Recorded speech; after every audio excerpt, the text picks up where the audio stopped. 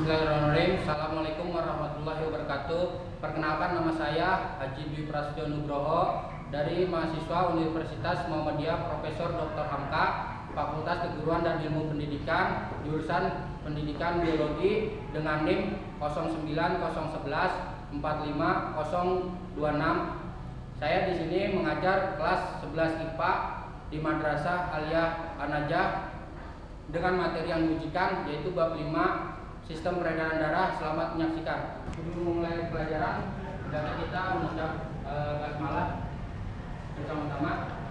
Yuk. Bismillahirrahmanirrahim. Ya. Bapak ingin mengaitkan materi yang lalu tentang mengulas kembali tentang sistem gerak. Tentang gerak. Masih ingat apa saja komponen penyusun sistem gerak?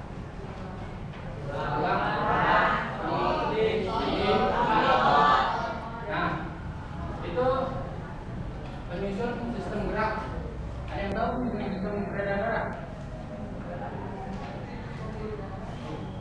Ya, komponen. Kalau darah jelas. Cuma yang paling vital itu yang berupa alatnya. Jantung, hati, ya, ginjal. Oke. Itu penyusun sistem gerak. Penyusun sistem peredaran darah. Nah, kalian pernah bayangkan bumi berputar mengelilingi matahari, begitu juga planet. Itu sama halnya dengan tubuh kita.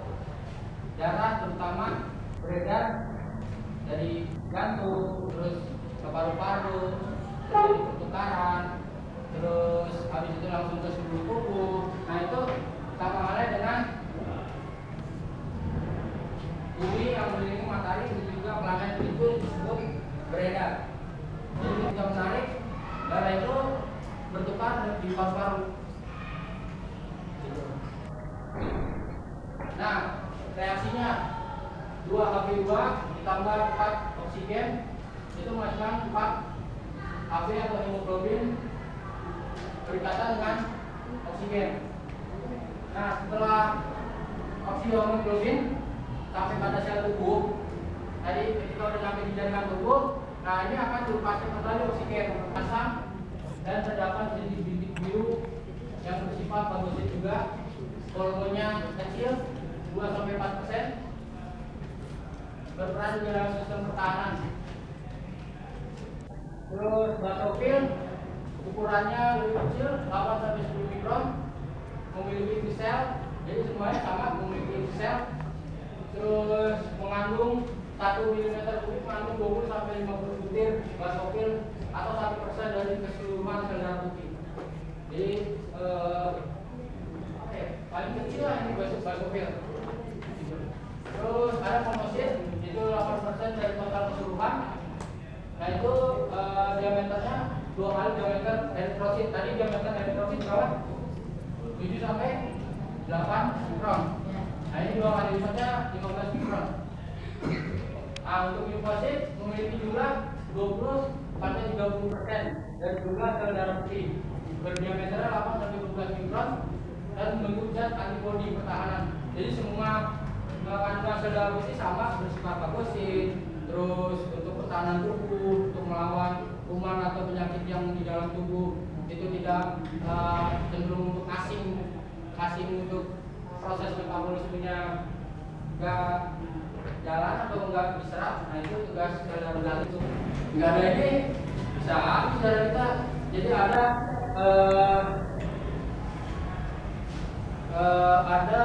perempuan itu yang ketika umur 9 tahun udah menstruasi. Nah, karena dia itu untuk cenderung darahnya itu nggak berhenti, lama-lama mati. Ada orang pun yang kena sinar matahari aja langsung nggak kuat, badannya lemas. Itu kenapa ya? Itu disebabkan karena bisa keturunan.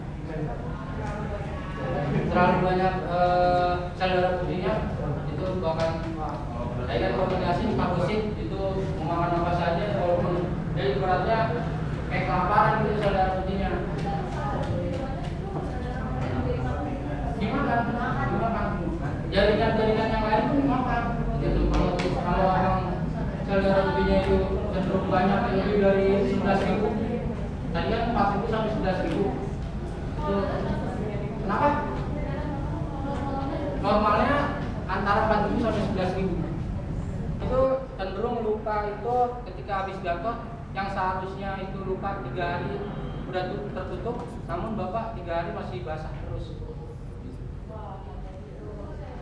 Iya, darah kental udah gitu cenderung banyak glukosa di dalam tubuh. Iya, emang bapak akui kalau orang tua bapak emang banyak ini gula, asam urat, kopi. Pembekuan kenapa? Maksudnya? Nah, tadi proses koagulasi tadi. Dia kan ketika tangan kita luka, misalnya kena pisau, terus tidak gitu keluar darah, nah itu kan nanti akan terbentuk dengan sendirinya. Nah terbentuknya itu ada proses tadi kayak trombosit. Itu mengeluarkan enzim namanya trombosit. Dengan bantuan ion Ca2+ dan vitamin K dalam tubuh itu akan diaktifkan. Nah aktifnya itu namanya trombin. Gitu. Terus mengeluarkan fibrinogen. Oke.